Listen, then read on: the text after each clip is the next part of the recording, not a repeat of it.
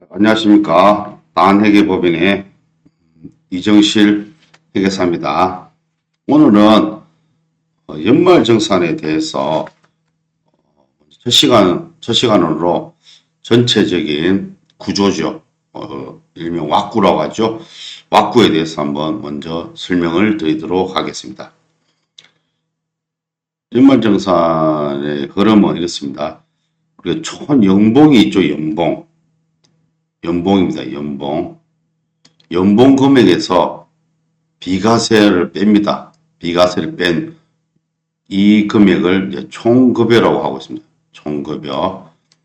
그러니까 1년 동안 총 받은 연봉에서 비과세 소득을 빼게 됩니다. 근데 비과세 소득이라고 하는 거는 여러 가지가 있습니다만은 대표적으로 우리가 알고 있는 월 20만 원이죠. 20만 원 이내에 자가운전 보조금입니다. 차를 가지고 있는 근로자가 해당되고 월 20만 원 비과세입니다.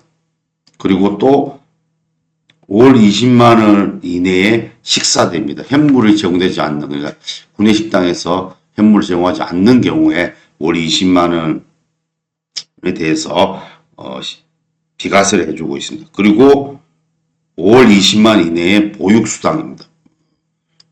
자녀들에 대한 보육과 관련돼서 보육수당으로 월 20만 원 비과세가 있고, 또 몇 가지 더 보면은 연구보조비나 연구활동비 월 20만 원의 연구보조비, 연구활동비도 있고, 그 다음에 일찍료라든지 숙직료, 실비변상제 여비 이런 금액들도 비과세에 해당합니다. 그리고 복리후생의 성질의 급여 등도 있을 수 있습니다. 그리고 기타 비과세도 있고, 하여튼 비과세 근로소득은 비과세는 여러 가지 이제가 있는데 대표적으로 좀 말씀드렸습니다. 그래서 이러한 총급여에서 연봉에서 비과세 뺀 걸 총급여를 하고 있습니다. 그래서 이 총급여에서 이제 일반적으로 이제 근로소득 금액입니다. 근로소득 공제라는 것은 뭐냐면은 비용이라고 보시면 됩니다. 그러니까 우리가 일반적으로 세금을 낼 때는 내 수익에서 매출에서 매입 즉 비용을 빼고 남은 부분이 있으면 세금을 내지 않습니까? 근로소득도 마찬가지입니다. 총급여에서 일단 이런 비용을 빼는데 이게 비용입니다. 비용인데 근로자들의 비용은 다 개인마다 다 틀립니다. 교통비도 있을 수 있고 식사비도 있을 수 있고 여러 가지 있다 보니까 나라에서 근로자들의 어떤 비용은, 그러니까 급여에 대한 비용 개념은 그러니까 총급여별로 일정 금액을 그냥 차감해 주고 있습니다. 그러니까 예를 들면 총급여가 연봉에서 비과세를 뺀 총급여가 500만 원 이하면은 그 총급여에서 70%를 뺀 금액이, 30%가 이제 이익이 되는 거죠. 쉽게 말하면 매출에서 매입을 빼고 남으면 이익이죠. 그런 식으로 되는데 이 이익을 이제 근로소득 금액이라고 합니다. 근로소득 금액. 그러니까 근로소득 금액과 총급여의 차이는, 총급여는 매출이고 이 근로소득 금액은 이익이라 보시면 됩니다. 즉 매출에서 요 매입 근로소득 공제 비용을 뺀 나머지 부분을 근로소득 금액이라고 한다는 이 두 가지 개념이 되게 중요합니다. 총급여와 근로소득 금액이 일단 어떤 것들인지 알아야 되겠습니다. 그리고 이제 이 근로소득 공제를 보면 500만 원까지 70% 다 해주고 500을 초과하고 1,500만 원, 또 1,500 초과 4,500, 4,500 초과 1억까지, 또 1억 초과, 이게 범위별로 총급여 범위별로 일률적으로 비용 차감해 주고 있습니다. 자, 이거는 이제 보시면 될 것 같고, 이 근로소득 금액이 이제 급여에 대해서 근로소득 금액인데, 만약에 사업소득이 있다. 그러면 사업소득도 사업에서 매출에서 비용을 뺀 사업소득 금액이 있겠죠. 사업소득 금액, 사업소득 금액. 그것도 또 소득별로 또 부동산 임대소득이다 그러면 부동산 임대로 해서 부동산 건물 유지와 관련된 비용을 뺀 부동산 임대소득이 있겠죠. 이렇게 소득별로 이렇게 근로소득 금액, 사업소득 금액, 부동산 임대소득 금액 등 이런 총 소득을 합친 것을 뭐라 그러냐? 종합소득 금액이라고 한다. 종합소득 금액이다. 그러니까 근로자에 대해 우리 이런 개인들 경우에는 이렇게 소득별로 매출에서 비용을 뺀 그 남은 금액들을 다 합친 것을 종합소득 금액이라 한다. 근데 지금 근로자의 경우에는 종합소득 금액이 그냥 급여만 있다고 가정하기 때문에 급여 외에 다른 수익 소득이 없다고 보면은 이 근로소득 금액이 그냥 종합소득 금액이 되겠죠. 이렇게 됩니다. 그래서 이 근로소득 금액 이 남은 이익에다가 세율을 곱하는 것이 아니라 또 여러 가지 공제를 해줍니다. 이제 공제가 뭐냐? 첫 번째가 인적 공제가 있고 두 번째가 연금보험료죠. 국민연금입니다. 국민연금 1년 동안 납부한 그 전체 공제해주고 그 다음에 이제 특별소득공제입니다. 특별소득공제는 이제 건강보험료 1년 동안 납부한 거, 고용보험료 그죠? 이런 것들을 해주고 그 다음에 주택자금입니다. 그러니까 주택자금이라고 하는 것이 이제 우리가 이제 주택 마련을 위한 저축도 할 수도 있고, 그죠? 그 다음에 또 무슨 전세를 위해서 자금 부족할 때 은행에서 임차를 하겠죠. 그리고 임차금에 대해서 원리금을 상환하거나 또는 또 주택을 구입하고 장기적으로 이제 차입금을 하는 경우 그런 차입금에 대해서 이자도 있겠죠. 그런 것에 대해서 이제 공제를 해주는 것이 주택자금. 이런 것들이 이제 특별소득공제가 됐습니다. 그래서 이제 이 인적공제는 크게 기본공제와 이제 추가공제가 있습니다. 이제 다음 시간에 이 세세한 그 세부 대역을 할 때 이 구분공제와 이제 추가공제 설명드리도록 하겠습니다.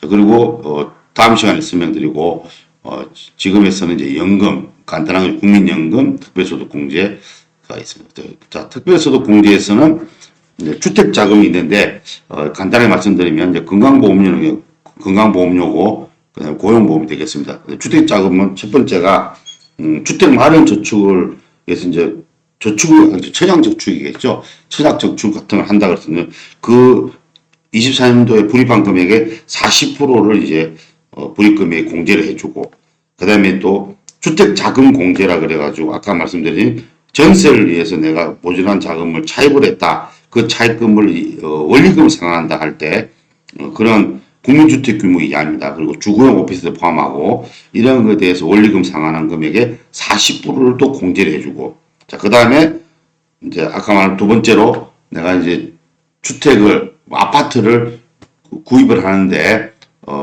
장기로 10년, 15년 뒤에 이르든 장기로 이렇게 분할해서 이런 차입금을 이제 상환할 때 그때 이제 납부하는 이자가 있지 않습니까? 오랫동안 납부하는 이자, 그 이자에 대해서 이자 상환액 전체를 이런 소득금액에서 또 차감해주는 특별소득공제가 되겠습니다. 그래서 이제 이런 주택 임차금에 대해서 주택 전세를 위한 임차의 경우에는 조건이 있습니다. 그러니까 2024년 10월 30일 현재 무주택자여야 되고 국민주택 규모 이하여야 됩니다. 그리고 주거용 오피스텔에도 포함이 됩니다. 자, 그 다음에 장기주택 저당 차입금 이자 상환의 공제는 국민주택을 초과해도 됩니다. 장기주택 저당 차입금은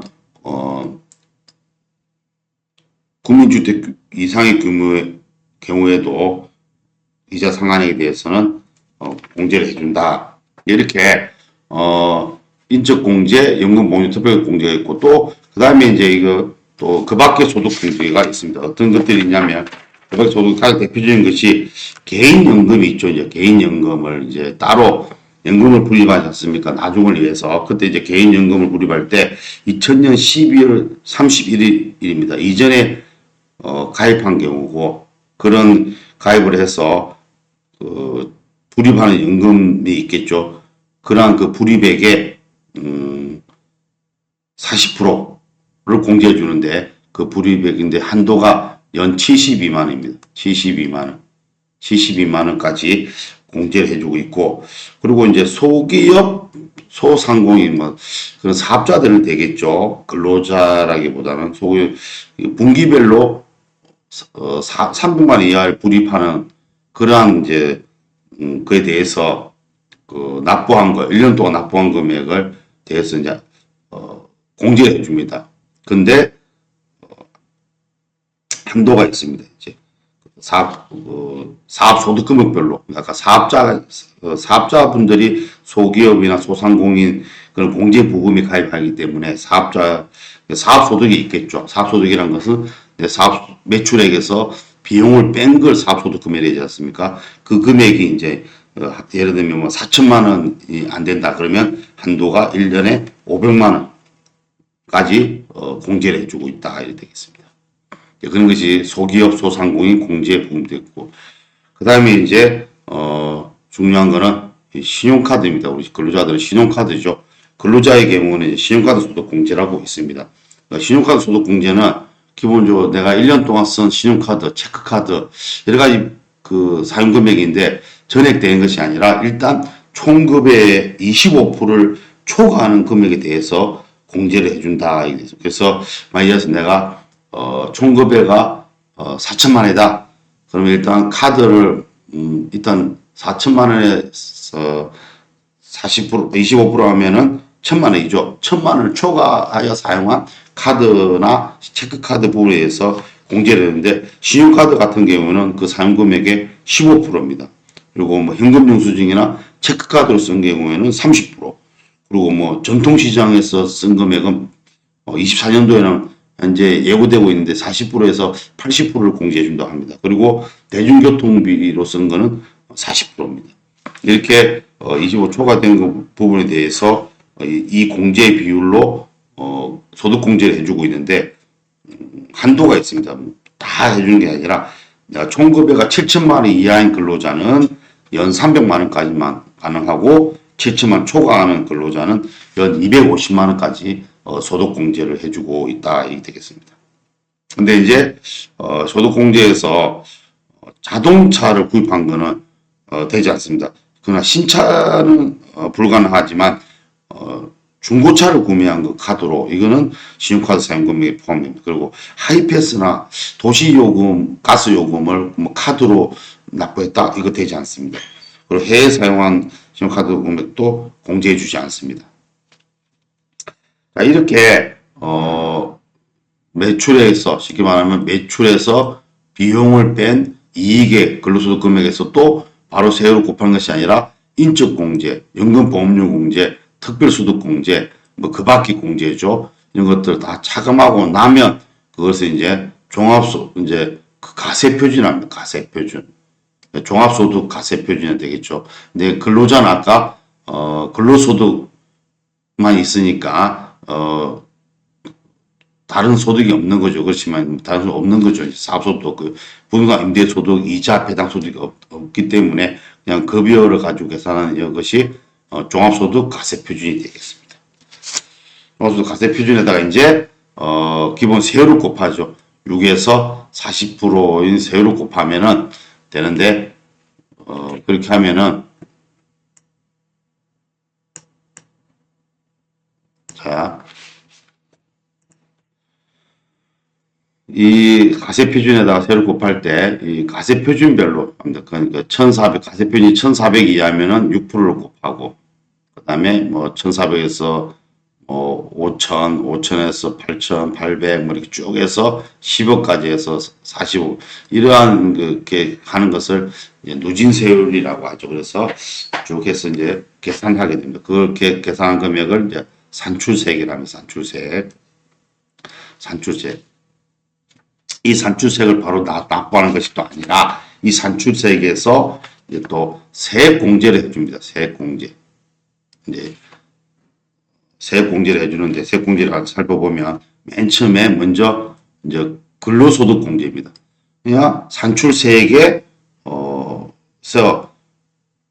산출세액이 130만 원 이하다. 130만 원 이하면 55%를 공제해 줍니다. 그래서 130 이하의 산출세액에 대해서는 45%만 세금을 내게 됩니다. 예를 들어서 100만 원이다. 그러면 55%뿐만 아니고 45만 원만 납부하게 되는 거고, 그 다음에 이제 130만 원 초과하게 되는 경우에는 이제 그 71만 원에서 71만 5천 원에다가 그 130원 초과하는 금액에 30% 곱한 금액을 합쳐서 이제 공제를 해주는 그런 근로소득세 공제입니다. 위에 소득공제는 이제 아까 말한 뭐 비용이란 개념이라 했죠. 비용의 개념이고, 여기서는 근로소득세 공제입니다. 그러니까 산출세액에서 아예 세금으로 차감해주는 금액이 되겠습니다. 자, 그 다음에 두 번째로 이제 자녀세 공제가 있습니다. 8세 이상의 자녀가 있는 경우는 한 명에 15만 원, 두 명이면 35만 원, 세 명인 경우는 35만 원에서 두 명 초과 인명당 30만 원 곱해서 공제해주고 있고, 자, 그다음 또 출산을 하는 경우 24년도에 첫째를 낳았으면 30만 원, 24년도에 둘째다 그러면 50만 원, 24년도가 셋째다 그럼 70만 원을 또 추가 공제하는 자녀세 공제가 또 있습니다. 그리고 이제 연금 계좌 세액 공제가 있습니다. 연금 계좌, 그러니까 총급여가 5,500만 원 이하인 경우에는 15% 연금에 납부한 금액이 있죠. 납부 금액에 대해서 저축 계좌에 납부한 금액에 대해서 15%를 공제해주고 5천만 초과는 12%를 공제해주고 있습니다. 그리고 또 뭐 ISA 계좌죠. 통합관리 계좌에서 IRP 계좌, 그러니까 퇴직연금 계좌 이런 데로 전환하게 되면 그 전환금에 대해서도 일정 정도 공제해 주는 것도 있고 합니다. 연금 보험 공제가 있다. 그리고 이제 중요하게는 이제 특별세 공제입니다. 특별세 공제가 있는데, 특별 공제는 이제 여러분도 아시다시피 보험료, 의료비 이런 부분에 공제를 해주는 건데, 자, 그 다음에 첫 번째 보험료 공제가 되겠습니다. 보험료는 우리가 이제 장애인 보장성 보험도 있고 일반 보장성 보험인데, 장애인 보장성 보험에 대해서는 연 100만 원을 기준으로 한도로 해서 15%로, 만약에 장애인 보장성 보험에 1년 동안 200만 원을 불입했다 그러면 100만 원의 한도이기 때문에 100만 원 곱하기 15% 해주고 있고, 그 외 일반 보장성 보험이죠. 이런 장애인 외적인 보장성 보험에 대해서는 또 연 100만 원 한도로 12%입니다.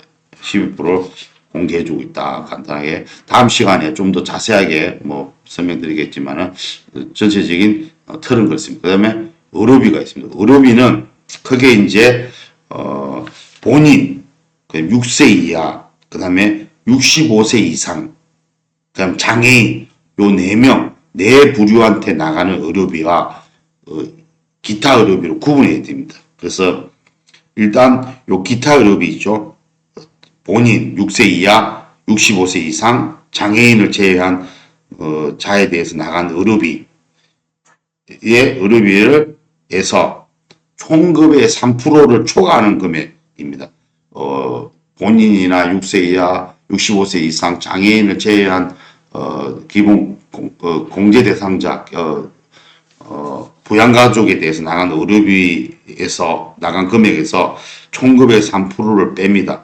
그 뺀 거와 700만 원을 비교해 가지고 적은 금액의 15%를 일단 의료비로 해서 공제를 해줍니다. 의료비세 공제를 해주고, 그 다음에 이제 이제 그 본인 6세 이하 65세 이상 장애인을 제외 나간 그 의료비 있죠. 그 의료비랑 총급여의 3%를 비교했을 때 미달되는 금액이 있을 수 있습니다. 그러니까 내가 총급의 3% 이상을 의료비로 지출해야지 공제가 되는데, 이걸 못했을 때 3% 덜 사용했을 때 그 미달 금액을 먼저 본인이나 6세 이하 65세 이상 장애인에 나간 의료비 지급액에서 요 미달 금액 빼고 뺀 금액의 15%를 곱해서 요 금액이랑 우리 이제 그 본인 6세 이하 그다음에 장애인 65세 이상 이런 분들이 나간 의료비 금액 합쳐가지고 의료비세 공제를 해주고 있다. 그 다음에 교육비가 되겠습니다. 교육비는 이제 본인 교육비는 전액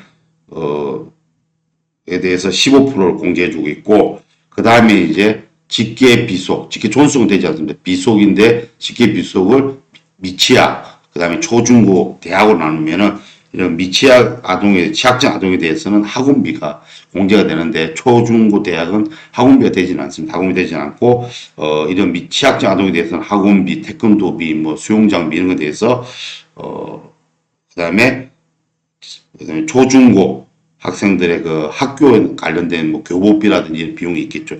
이런 비용에 대해서 연간 300만 원을 한도로 해서 15%를 공제해 주고 있습니다. 예를 들어서 뭐 우리가 초중고 학생 한 명씩 있다. 초등학생, 중학생 한 명 있는데 학교 관련 그 비용이 한 500만 원 썼다. 500만 원 썼다 그랬을 때 500만 원과 300만 원 연 한도 3 비교했을 때 작은 금액이 300이죠. 300에 15%에서 45만 원 정도를 이제 교육비 공제를 해가지고 세금에서 바로 빼줍니다. 45만 원이 큰 금액이 되겠죠. 자, 그 다음에 대학생은 1년에 900만 원 한도로 15% 곱한 금액을 공제해주고 있다. 이렇게 되겠습니다. 자, 그 다음에 이제 특별세 공제 중에서 이제 헷갈리는 것이 기부금 공제. 기부금 공제는 일단 첫 번째 기부금 공제는 정치 기부금입니다. 정치. 그러니까 우리가 정당이나 후원에 기부하는 건데 연 10만 원까지는 그냥 공제를 해줍니다. 근데 연 10만 원을 다 공제해 주는 게 아니라 110분의 100을 곱한 금액, 즉 대략 10만 원을 곱해보면 한 9만 원 정도 됩니다. 그러니까 만 원이 빠진 9만 원 정도를 전액 공제를 해주고 있습니다. 근데 또 이렇게 10만 원 초과하는 부분에 대해서는 15%를 곱해서 정치 자금 기부금 세액 공제가 됩니다. 바로 세금에서 빼주고 있죠. 자, 그 다음에 이제 우리가 이런 정치 자금 말고 또 그 다음에 많이 알고 있는 이제 국가에 그 기부하는 거, 그리고 또가 되겠죠. 국가, 뭐 군대, 아니 국군이죠. 국군의 뭐 이문금품 등 이런 것들을 특례 기부금이라고 하고 있고, 우리 사주조합의 기부금 이건 뭐 예외적인 거고, 그 다음에 이제 일반 기부금이 있습니다. 그러니까 특례 기부금, 일반 기부금을 공부하시는데, 일반 기부금은 이제 공익단체와 종교로 나눕니다. 공익단체라는 것은 우리가 이제 알고 있는 뭐 불의돕기 이런 자선단체가 되겠죠. 그리고 종교는 뭐 종교가 되겠습니다. 그래서 이런 특별 기부금, 국가의 부상으로 기부하는 기부금에 대해서는 근로소득 금액을 기준으로 전액 근로소득 금액 한도까지 공제를 해주고 있습니다. 자, 그리고 그러나 이제 일반 기부금은 이 근로소득 금액의 30%가 한도가 됩니다. 아까 특례 기부금은 근로소득 전액이 한도인데 얘는 30%를 가지고 이 또 30%가 한도가 되는 것이 아니라 이 특례 기부금, 국가에 기부한 기부금으로 이제 세액 공제받는 대상 금액이 있죠. 그 금액을 뺍니다. 그러니까 근로소득 금액의 30%에 빼기 특례 기부금 공제액을 빼고 난 금액이 이제 한도가 됩니다. 이를 기준으로 공익단체에는 우리가 30% 공익단체에 나간 기부금 30%를 30% 아니고 나간 그걸 한도로 세액 공제 대상 기부금이 되는 거고, 종교단체는 그게 10%입니다. 30%. 그 아까 공익단체는 30%고 종교단체는 그 10%입니다. 10%. 근로소득 소득금액의 10%에서 특례 기부금 빼고 그 다음에 특례 기부금 뺀 금액의 10%까지만 기부금으로 공제해주고 있다.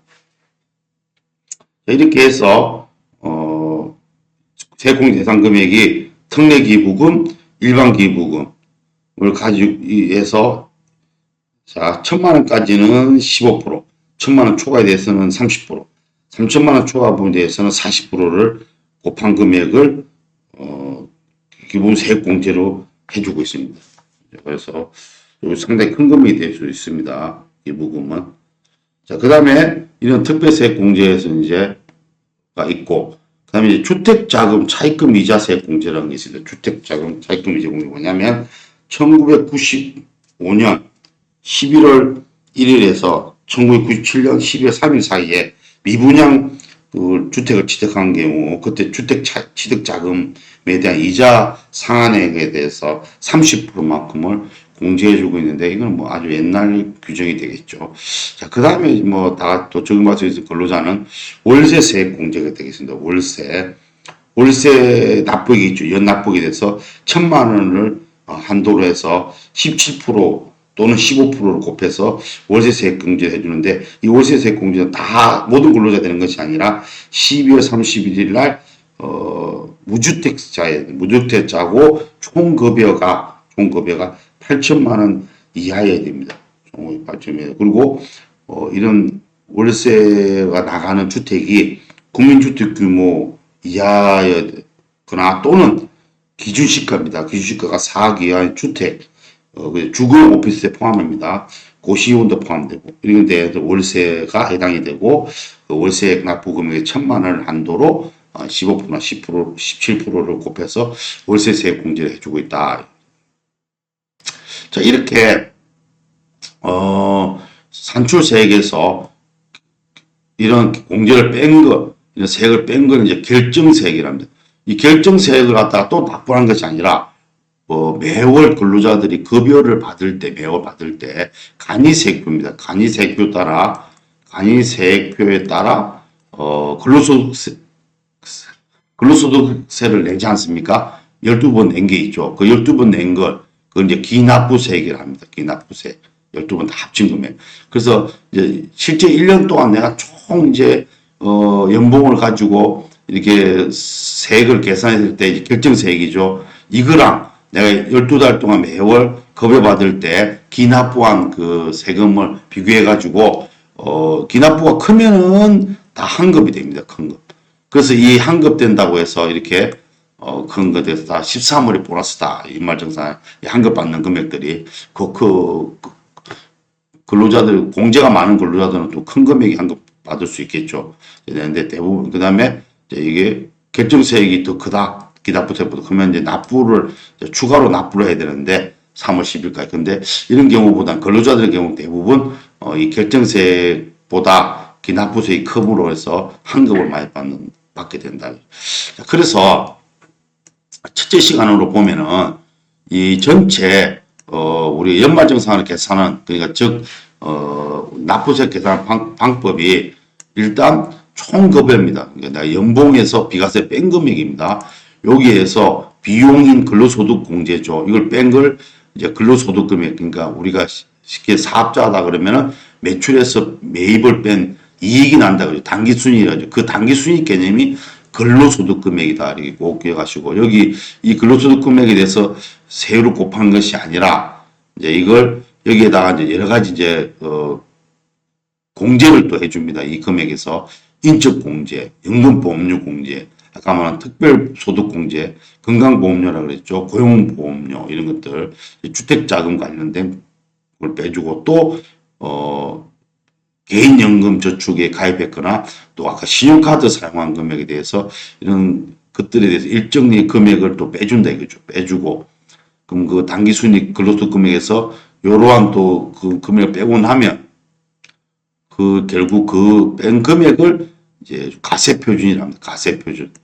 가세표준을 하고 이제 이 가세표준을 에다가 세율을 이제 1,400원 6% 쭉 있죠. 좀 다음 시간에 또 설명되겠지만 이렇게 6%에서 45% 누진세율로 곱한 금액을 이제 산출세액입니다. 이게 이제 납부에 대해 이제 우리 실제 세금인데 이걸 다 납부하게 하지 않고 또 이 산출세액에서 공제를 해줍니다. 세금을 줄여주는 거죠. 그 첫 번째가 근로소득세액 공제가 있고, 그 다음에 뭐 자녀세액 공제가 있고, 그 다음에 많이 알고 있는 뭐 특별세액 공제인데 특별 보장 보험료, 의료비, 교육비, 기부금 이런 공제를 이제 이런 일정 금액의 세액을 빼줍니다. 산출세액에서 이러한 그 세액을 빼주고 나면 이제 결정세액, 이제 실제 진짜 납부해야 될 결정세액이 나오게 되고, 근데 이 결정세액에서 이미 우리는 12달 동안 급여를 받을 때 일정 정도 세금을 내어오고 있었습니다. 간이세법에 따라 일정 금액 납부한 금액이 있죠. 그 금액을 합친 것, 총 12달 합친 금액을 기납부세액이랍니다.